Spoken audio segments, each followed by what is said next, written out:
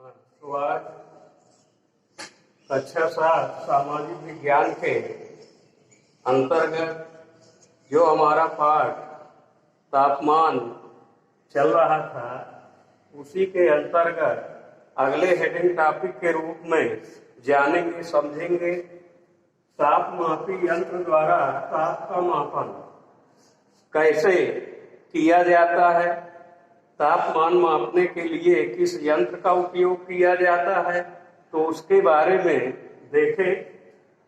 तापमान को ज्ञात करने के लिए उपयोग किए जाने वाले यंत्र को तापमापी यंत्र या थर्मामीटर कहा जाता है। ऐसे यंत्र द्वारा या जिस यंत्र द्वारा तापमान का मापन किया जाता है, ऐसे यंत्र या उपकरण को तापमापी या थर्मामीटर कहा जाता है। ताप मापने की इकाई सेंटीग्रेड या फ़ारेनहाइट, ये दो प्रकार की ताप मापन इकाइयां हैं। हम सेंटीग्रेड के रूप में भी माप सकते हैं और फ़ारेनहाइट के रूप में भी माप सकते हैं। तो इस प्रकार से वातावरण में विद्यमान तापमान की स्थिति क्या है, कितने डिग्री टेम्परेचर है, उसका हम पता लगा सकते हैं और उसका अनुभव कर सकते हैं। सेंटीग्रेड थर्मामीटर, अब इसके बाद देखें सेंटीग्रेड थर्मामीटर, जिसे डॉक्टरी थर्मामीटर भी कहा जाता है। तो इसका आविष्कार सेल्सियस नामक वैज्ञानिक ने किया था। इस कारण से इसे सेल्सियस तापमापी भी कहा जाता है।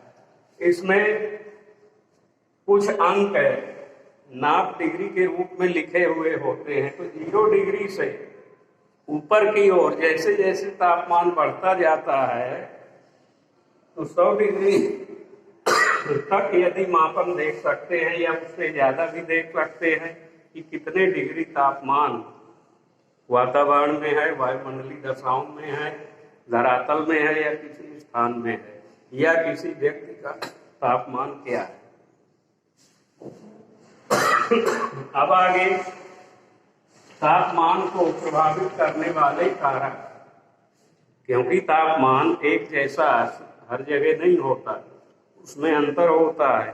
तो किस प्रकार तापमान प्रभावित होता है, उसके कारण बताए गए। तो नंबर 1, सूर्य की किरणों का झुकाव। सूर्य की किरणों का झुकाव पृथ्वी का आकार गोलाकार है, सूर्य स्थिर है, पृथ्वी उसके चक्कर लगाती है। तो जो भूभाग सूर्य के सामने होता है या पीछे होता है या झुकाव में होता है, तो जिस प्रकार से किरणें सूर्य की धरातल पर पड़ेंगी, तो उस प्रकार से तापमान प्रभावित होता है। इसीलिए किनारों पर, ध्रुवों पर पृथ्वी के किरणों का झुकाव तिरछा पड़ता है, सीधा ना होकर तिरछा पड़ता है, तो वहां तापमान कम होता है। भूमध्य रेखा के आसपास या भूमध्य रेखा कुछ प्रदेशों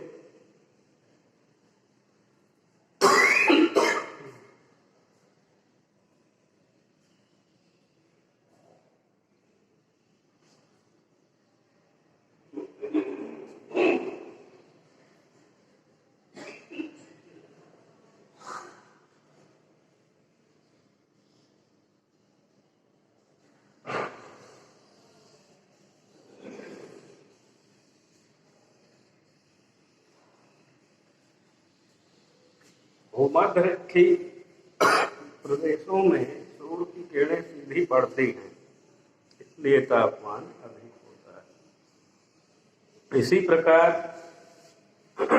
वायुमंडल में सूर्य की किरणों द्वारा तय की गई दूरी सूर्य की किरणों द्वारा वायुमंडल में तय की गई दूरी।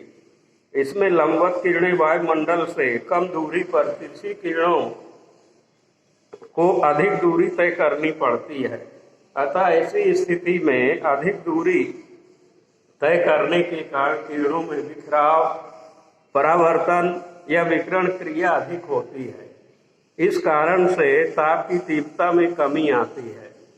जबकि वायुमंडल के अंदर या धरातली परिक्षेत्र के साथ साथ सूर्य के सिर में पड़ने वाला पृथ्वी का भाग, जैसे भूमध्य रेखा, यहाँ पर सूर्य की किरणें कम दूरी तय करती हैं और सीधी पड़ती हैं। इससे तापमान जो है ज्यादा होता है। तो इस प्रकार से प्रभाव पड़ता है। समुद्र से ऊंचाई, जैसे जैसे समुद्र तल से ऊंचाई की ओर बढ़ते जाते हैं, तापमान में निरंतर कमी आती जाती है। एक ही अक्षांश पर स्थित मैदानों, पर्वतीय भाग अधिक ठंडे रहते हैं। समान रूप से धरातल से प्राप्त लगभग 165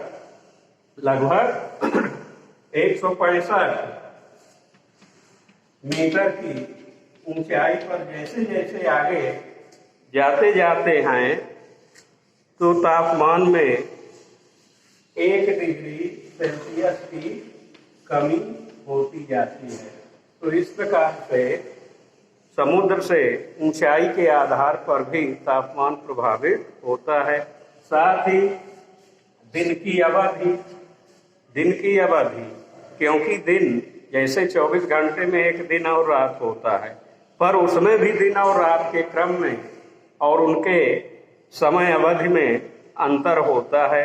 पृथ्वी की सतह पर मिलने वाली सूर्य की गर्मी की मात्रा दिन की अवधि से सीधा संबंध रखती है। दिन की अवधि में जितनी लंबी किरणें सूर्य की धरातल की ओर प्रवाहित होती है, विकृत होती है, तापमान में उतनी ही मात्रा या अधिकता बढ़ती जाती है। तथा जितनी अवधि छोटी होगी तो सूर्य का ताप उतना ही कम होगा और इस तरह से तापमान में भी अंतर आएगा, कमी आएगी। तो दिन की अवधि समय के आधारित भी प्रभावित होती है। इस कारण से सूर्य का जो तापमान है वो प्रभावित होता रहता है और इसी प्रकार से पृथ्वी के धरातल में भी तापमान में अंतर दिखाई देता है। साथ ही साथ ऋतुओं का भी प्रभाव पड़ता है। ऋतु आधारित पृथ्वी की परिक्रमण गति के आधार पर सूर्य से पृथ्वी पर आने वाली किरणें प्रभावित होती हैं। तो इस प्रकार से कारण बनते हैं, कारक हैं, तत्व हैं। तो समझ सकते हैं, जान सकते हैं कि पूरे सर्वत्र धरातल में, पृथ्वी में सूर्य का तापमान एक समान नहीं होता। अब आगे हम इससे संबंधित प्रमुख बातें जानेंगे। पाठ के अंतर्गत आने वाली प्रमुख जानकारियां, छोटी छोटी आंतरिक जानकारियां और संबंधित पाठ के प्रश्नोत्तर हल करेंगे। तो इस क्रम से आगे अपनी विषय वस्तु आधारित जो भी पाठ विषय आएंगे उनको पढ़ेंगे, जानेंगे, समझेंगे। तो इस तरह से विद्यार्थी जो हैं ध्यान दें और अपनी विषय वस्तु को कंप्लीट करते जाएं, रिवीजन करते जाएं, उनकी तैयारी करते जाएं, ताकि आगे अधिक से अधिक लाभ